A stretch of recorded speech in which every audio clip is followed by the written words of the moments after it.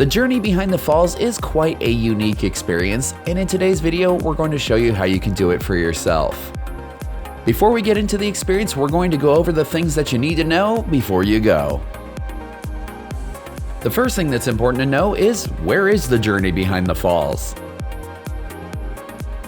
It is kind of hidden away, but the journey behind the falls is located on the first floor of the Table Rock Welcome Center in Niagara Parks in Canada.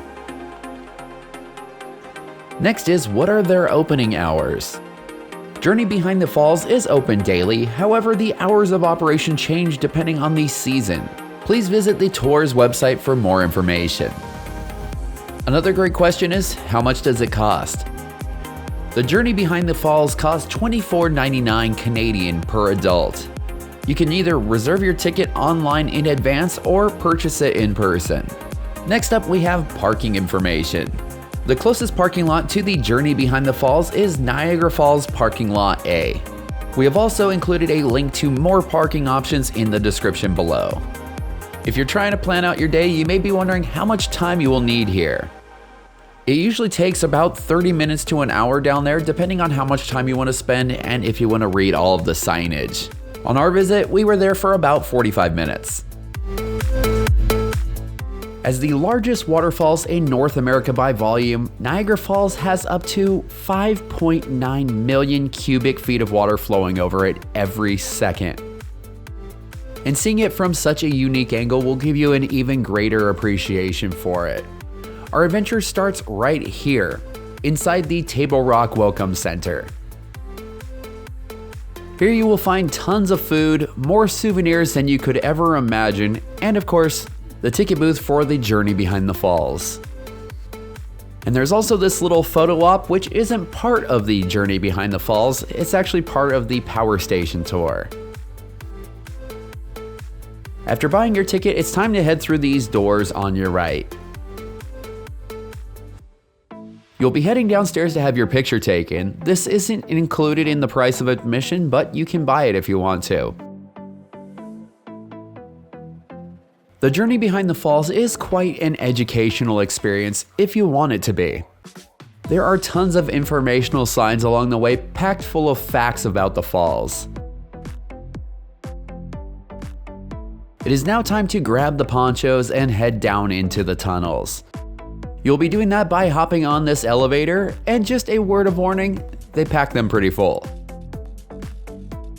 Once you get down into the tunnels, you are going to come to a fork. Going right will take you to some viewing portals that will actually have you looking through Niagara Falls. Going left will take you to the outdoor viewing areas, so we decided to go right first. And let me tell you, it is pretty impressive to hear the sheer power of the falls from inside the portals.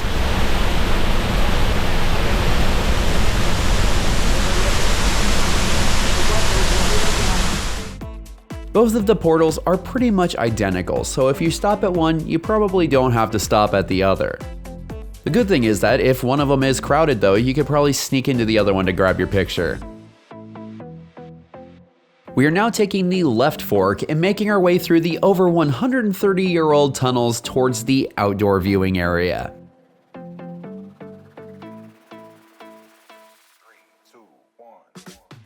This is where that poncho is going to really come in handy because it gets quite wet out there.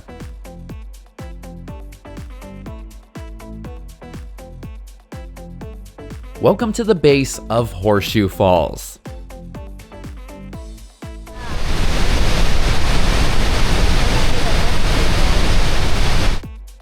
It's not hard to understand that Niagara Falls is absolutely massive, but it is a whole nother experience to see the water crashing down practically right on top of you.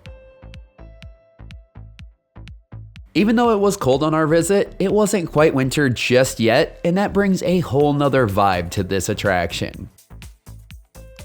Even though the amount of water that comes over the falls is almost unimaginable, it does manage to freeze during the winter. Even if the falls don't freeze completely, it does create tons of icicles and snow, which is really beautiful to see. There's also this upper level which will give you great views, and it's a great spot to watch the people on the Maid of the Mist, which you will see in a couple weeks on this channel. There is no time limit, so you can spend as much time as you want down in the tunnels, but once you're done, you'll be heading back up to where you started. And don't forget to drop off your poncho in the recycling bin on the way out. And that is going to do it for our video about the journey behind the falls.